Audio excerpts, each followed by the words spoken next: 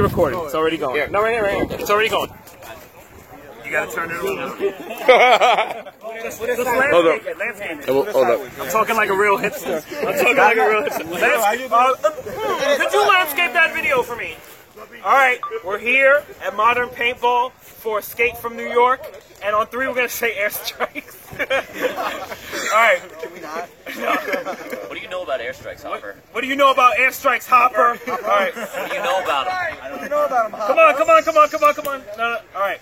So, oh, God. I can't take a body check right now. Let's go. Bo's here too. I'm getting PTSD. Alright. On 3, we're going to do time to make the donuts. 1, 2, 3. Time to make the donuts! Let's go. We got beast. Airstrike.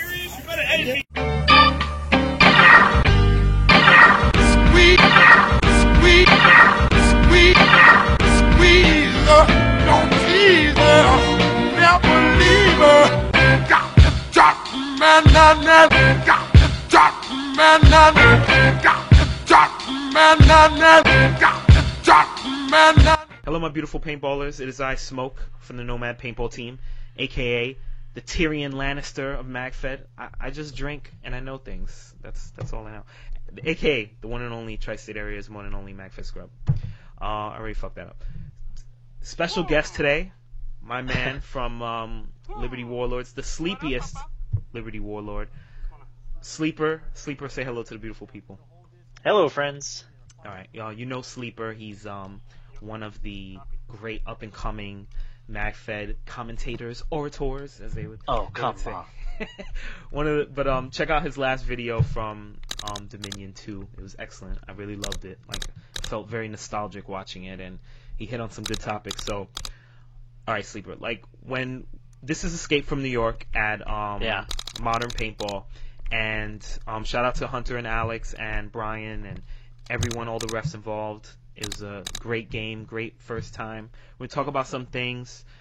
The big thing, and me and you coming off the field at one time were screaming, all right, we got to do dual commentary about fucking airstrikes. Yeah. Like, it was like, fuck out of here, B.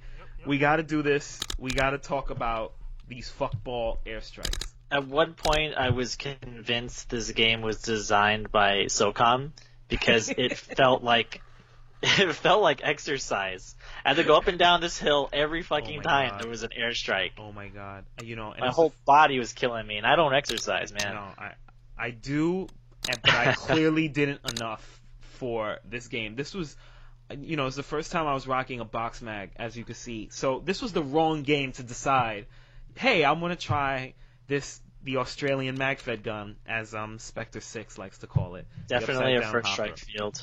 Definitely a first strike field. I literally hate airstrikes in this game, and now I think I hate airstrikes in any game going forward. I'm done with them now. I think, like, I was on the I never had a way I felt about airstrikes before this game. You know, it would happen in a game. You're like, airstrike, everyone's out. All right, fine, whatever. I'm out. But after getting hit, spammed, it was as if like someone had a cheat code and they just had unlimited airstrikes. And it was like, is this like Call of Duty? Did this guy get like a 5 kill streak? Like, how is he getting so many 5 kill streaks? How does he have these airstrikes? Oh my god, Yeah, it was going through my mind wondering, like, okay, can they just limit the amount? Can they do it to a certain time? Maybe it's something you gotta purchase with like game money or something. But then I was like, no, fuck it, no airstrikes. Like, just don't do that shit. Like, have we not learned from 0 Hour by taking people off the field randomly? Like, it's just not fun. Like, the closest thing you can use that I thought was genius was at Dominion, was just using smoke. It was it's right really in front good. of you. It was, you could see it, you could relate to it. I can't relate to a ref running up to me yelling, airstrike on A, you're all hit, everyone. And when that happened, like, other people didn't get off the field. They would just kind of like still look, and then you'd end up fighting people that stayed, and it just leaves too much like space for fuckballery, you know? Oh yeah, I like that word, fuckballery. We're gonna have to add that to the many MagFedisms that go on throughout the MagFed Facebook universe. Fuckballery. Lexicon. I just hate airstrikes. Like oh my god, it was just like you said. Like it was just like then people didn't know, and it was just like why are we doing this? Why? But at least you know what? They realized that they did realize like all right, this is too much. Like literally. Those guys are dying walking up the hill. I just felt like it was like selection, and it was like I felt like it was like the Hunger Games, and it was like people getting picked out of a crowd. Right, you're going, you're going. Like it's just like, ugh. And then I didn't know what if I was in A or B, and he would be like airstrike on A, and I'm like, but I'm in B. No, that's A. What? I thought I was in B. Fuck. But I don't want to take away from Hunter and Alex game. It was a good game. It was a great game. It was a really, really great game. It was very competitive, and the firefights were great. Another point you had was like changing the game rules. Like, you know, like you had told me like throughout the whole day it was unlimited respawns, and then all of a sudden for the last game it was like 2. Like, what are your thoughts on that? It's like I said, it just leaves open-endedness for fuckballery. You know, like. It's very easy for people to say, well, I didn't know that the rules said that I couldn't spawn anymore. Because there was guys that I was shooting more than a couple of times that I'd see again. Right. Because you remember who you shoot at, and you're like, oh, where's this guy coming from? And I'm sure it was happening on my team, too. I'm not saying, like, one side was cheating more than the other. Yeah, I could say that because I was on the other team. People were probably just like, I had no idea, no one knows. You know, I was talking to someone before we went to the field saying, like, there's only 2 spawns this time around. You start, and then you get one more, and then that's it. Right. And they were like, yeah, okay. And I was like, I just learned that 30 seconds before I got onto the field. That's when I heard it. 30 seconds before I got into the field. So I said, I guarantee you, nobody knows that shit. Oh, it's crazy. It's just, you know, as a producer, like, I know the stress of people not reading. And reading is fundamental. But I also know, like, you know, like, you learn, you have to put these games on, and that's the only way you learn. You know, like, you learn, and, like, we're very lucky because we go to a lot of games. Like, me and you, we go to a lot of games. We play together, we play against each other, like this game, and we kind of, like, just know, you know, like, what works. So, you know, like, but writing missions and writing stuff within a game, and it's like you're trying to assume that it's gonna work a certain way, or but you know, you just it's like a flip of a coin. Like, you're just like, I hope this works. I hope it works out that way, kinda. But you know, it's not really designed to. But you know, like, credit to them. Like, they came up with a game, and it's really as simple as, you know, you find a field that you like, and you find a game that you think works, and you try, and you know, like, next year, I bet Escape is gonna be fucking amazing. Not to say it wasn't amazing this year. I thought it was very good for their first try. Our first try at a game was AOD, and it was all over the place. You know, like, changing missions at the last second. That was still a fun game. Yeah, it was a good game. I always have a close place in my heart for Atom of Darkness, especially since I got the patches like 8 months after the game. You know, something that I think that Wait, just hold that thought. Hold that thought. Oh.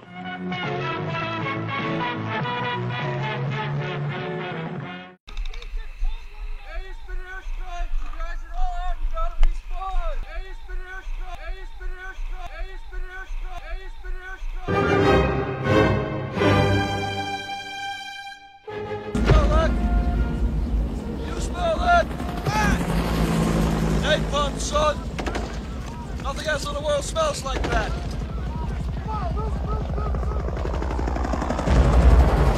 I love the smell of napalm in the morning. You know, one time we had a hail bomb? For 12 hours, when it was all over, I woke up. We didn't find one of them, not one stinking dink body. Smell! You know that gasoline smell? The whole hill. Smelled like victory.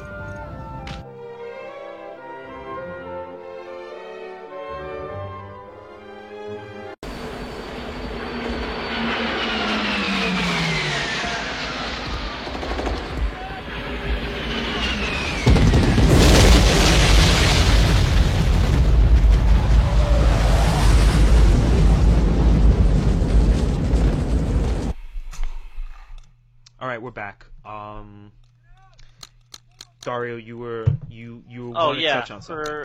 for producers, I something I noticed, and I guess I can even give this tip for you since you're a producer.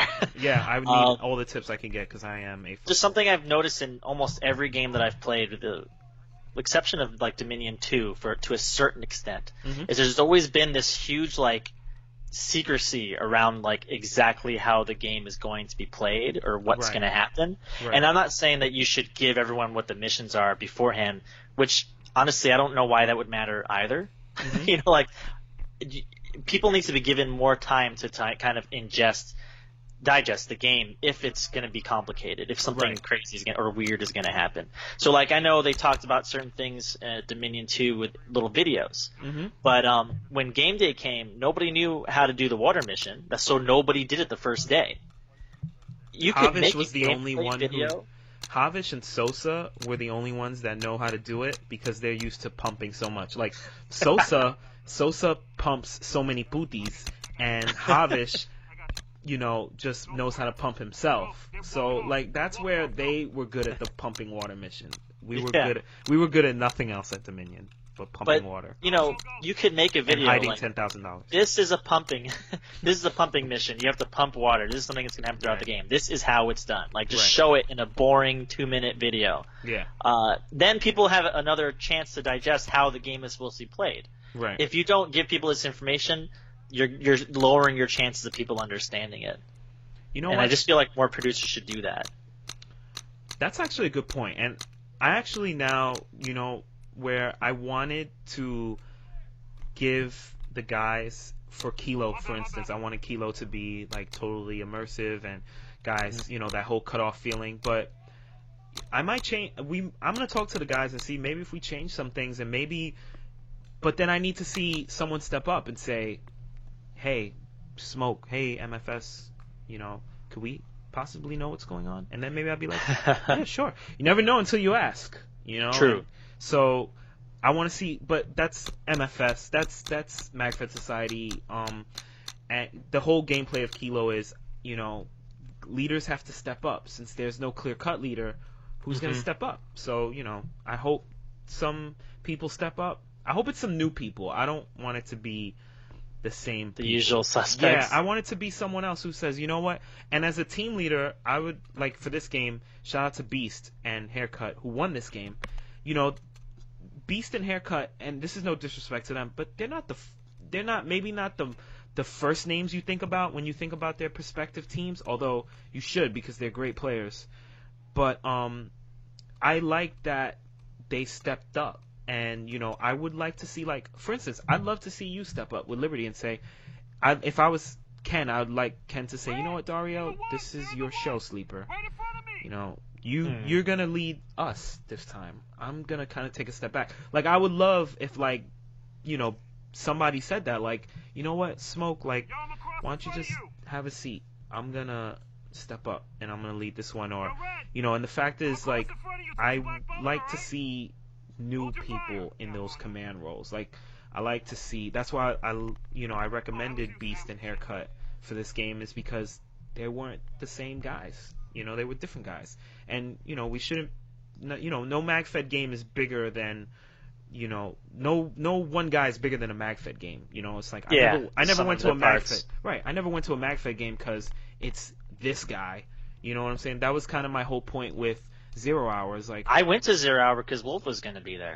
is that really true? Wow, It's the I only did. Was reason he I there? I don't wouldn't have know. gone. Shut up, jerk.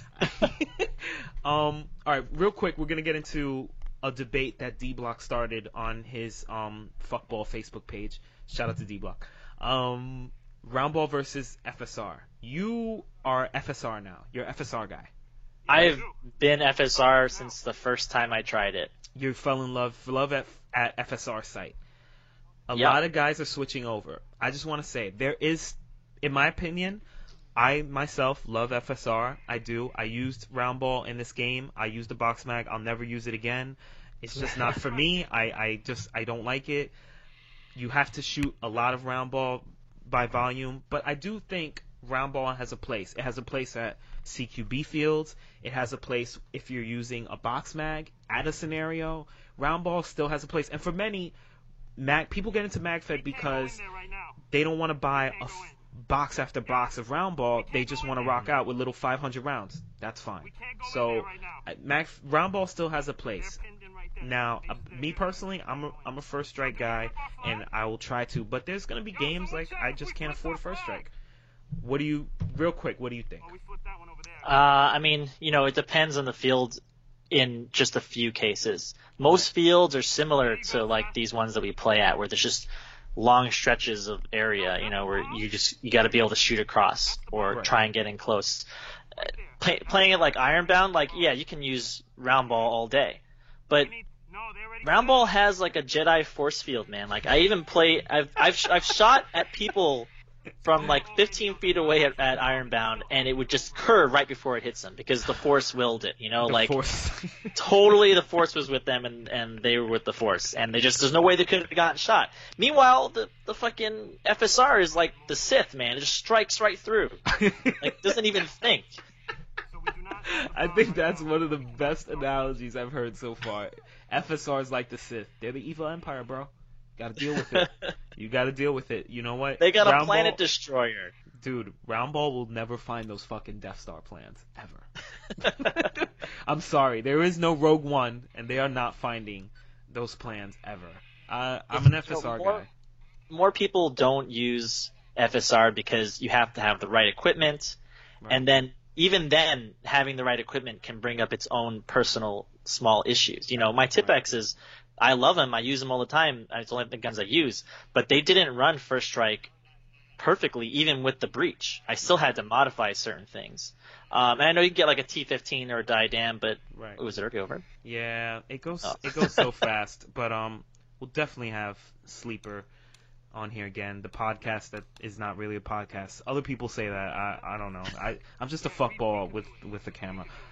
Shout out to Damien Rosado from SAS for coming up with Broken Arrow, him and Huggy. They did a great job as Commander and XO. Shout out to, of course, Beast and Haircut, who pulled out the W, and to everyone on Red who helped us get it, or helped them get it, I should say, and to everyone on Blue who made it a very competitive game all the way up to the end. Shout out to Dario, Sleeper, anyone?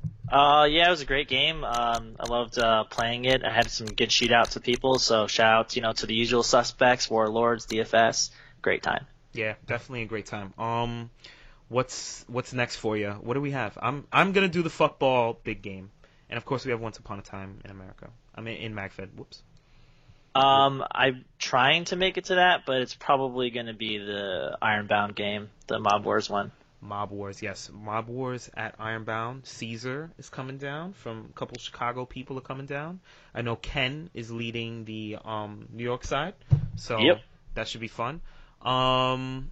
Thanks everyone. Shout out to all you fuckballs. All right, later guys.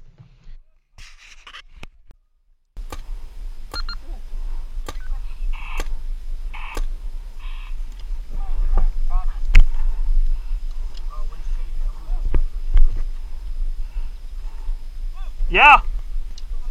Yep. Doya.